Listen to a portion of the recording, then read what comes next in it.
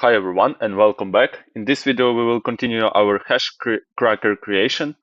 In the last video we just created a function with generating passwords on the fly without storing them in our memory.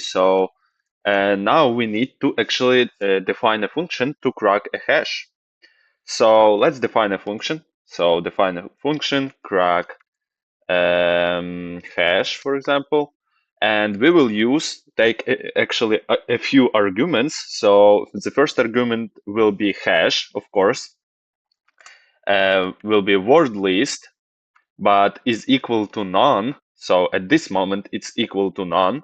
So we will wait user to actually input this word list for us. So he will specify a path to this word list. And the next thing, for example, hash type, yeah, we need to get a hash type. So by default, we will use MD5. And we will take actually, of course, mean length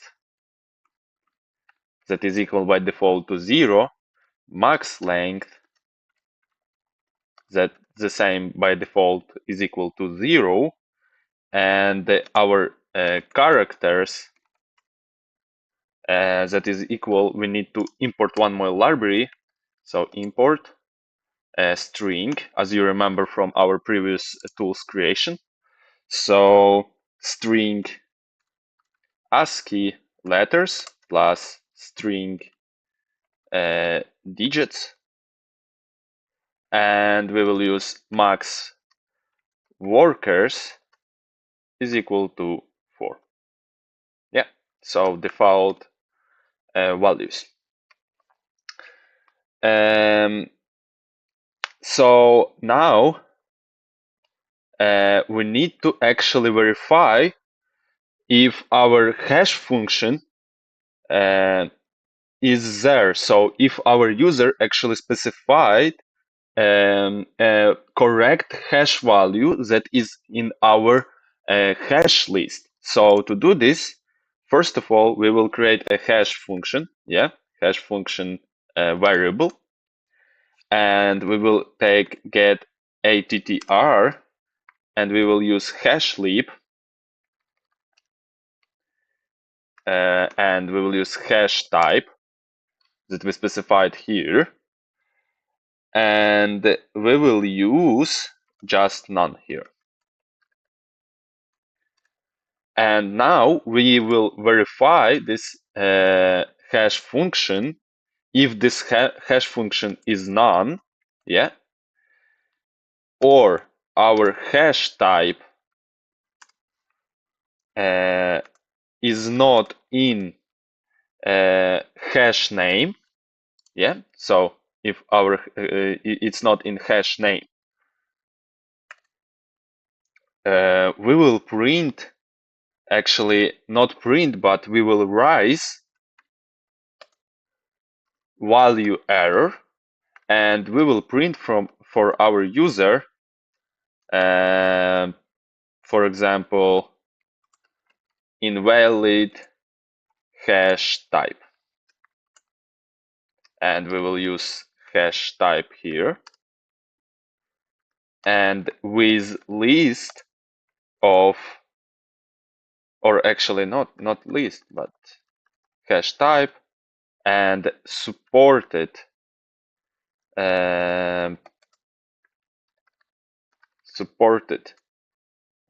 are, and we will specify which hash names, actually hash types, are supported for actually supported to crack.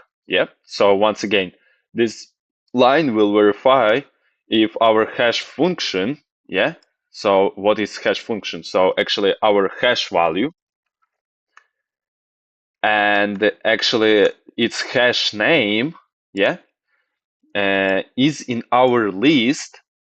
If this not in our list, so for example, if it's not MD5 or SHA256 or so on, it will print this line for our user that it's not that this actually hash is unsupported to crack. So, and it will show supported hash names for our user.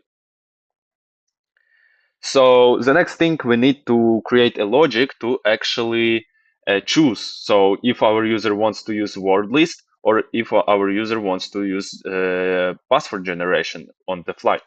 So we will use if word list. So if our user will choose word list, we will use with open. Yeah, as you remember, we use this a lot.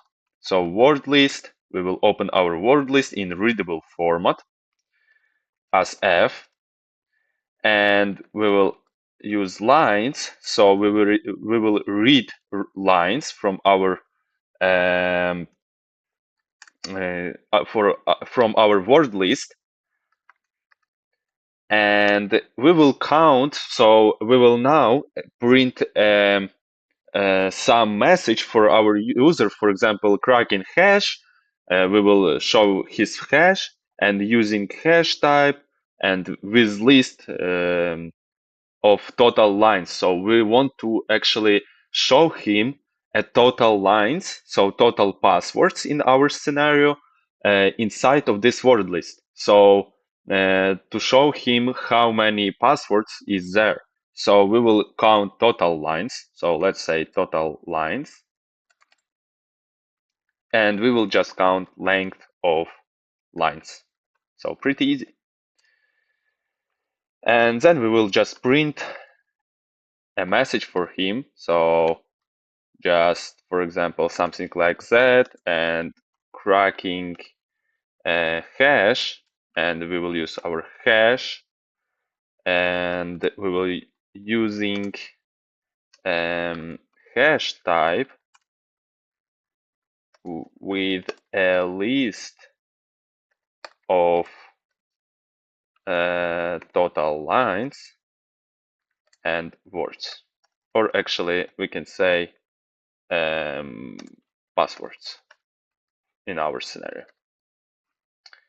So now we need to create actually treat pool executor, as you remember from our previous lessons, for this word list.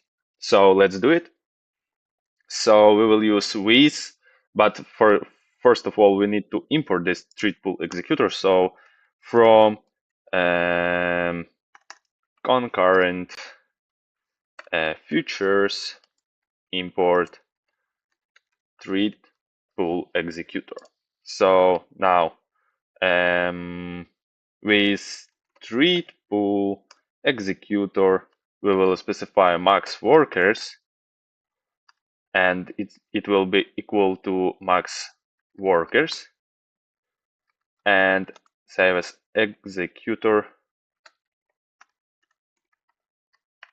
So we will create a futures list, and we need to import one more library, so to show progress for our user. Yeah, so from tqdm import tqdm. So you're familiar with this because we use this a lot in our programs. And now we need to actually, or make it much easier, actually, let me just think about this. So so let's do it much easier at this moment. So let's say that without tqdm, because we will use it a little bit later. So let's just say futures. So we will map our passwords, our actually lines of passwords into to the futures. So we are mapping our passwords to the futures. And to do this, as you remember, executor, and we submit a task for him. So submit, and our task is check hash that we didn't create, but we will create this now, and hash function and line dot strip.